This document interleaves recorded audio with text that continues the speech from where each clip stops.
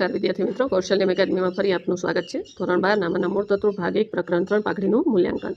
અહીંયા આપણે ચોથી પદ્ધતિ છે જે નફાના મૂડીકરણની પદ્ધતિ, એની પેટા પદ્ધતિ અધિક નફાના મૂડીકરણની પદ્ધતિ શીખીએ છીએ. આગળના વિડીયોમાં આપણે બધી જ પદ્ધતિ આગળની શીખી ગયા છીએ. ન જોયા હોય તો બધા વિડીયો જોઈ લેજો.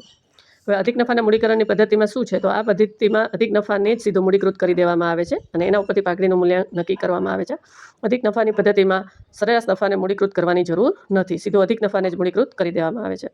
તો અધિક નફાનું સૂત્ર આપણે અધિક નફાની પદ્ધતિની જે શીખાય એમાં પણ જોઈ ગયા છીએ. ફરી યાદ કરાવી દઉં, સરેરાશ નફો માઇનસ અપેક્ષિત નફો. અધિક નફો શોધ્યા પછી પાઘડીનું સૂત્ર મૂકીએ. પાઘડી બરાબર અધિક નફો ગુણ્યા 100 છેદમાં અપેક્ષિત વળતરનો દર.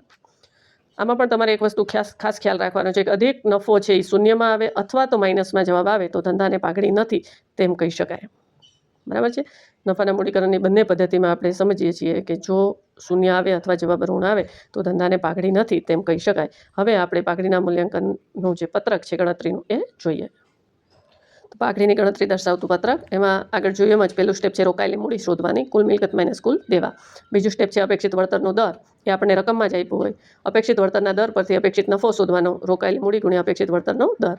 પછી સરેરાશ નફો, તમને દાખલામાં જે કીધું હોય એ મુજબ, સાદી સરેરાશ અથવા ભારિત સરેરાશ. પછી પાંચમું સ્ટેપ છે અધિક નફો, સરેરાશ નફો માઇનસ અપેક્ષિત નફો. અને છેલ્લે પાઘડીનું સૂત્ર મૂકીને પાઘડી ગોતીએ. પાઘડી બરાબર અધિક નફો ગુણ્યા 100 છેદમાં અપેક્ષિત વળતરનો દર. આ રીતે પાઘડી શોધવામાં આવશે. બરાબર છે. તો અહીંયા આપણે પાઘડીના મૂલ્યાંકનની બધી જ રીતો જોઈ છે. હવે પછીના વિડીયોમાં આપણે વિભાગ એના પ્રશ્નો, પછી વિભાગ બીના પ્રશ્નો અને પછી વિભાગ ડીમાં જે પ્રશ્નો પૂછાય છે એની પ્રેક્ટિસ કરશું. આ બધા જ દાખલાની રીત છે એ વિભાગ ડીમાં પૂછાય છે. HSC બોર્ડમાં વિભાગ ડીમાં આ બધા દાખલાની રીત પૂછાય છે. તો પહેલાં આપણે વિભાગ એના વિડીયો બનાવશું, પછી વિભાગ બી અને પછી વિભાગ સી. તો વધુને વધુ વિદ્યાર્થી મિત્રો સાથે શેર કરજો, ચેનલને સબસ્ક્રાઈબ કરજો, લાઇક કરજો અને અભ્યાસમાં પૂરતું ધ્યાન આપજો. આ વિડીયોમાં અહીં સુધી રાખીએ. અસ્તુ.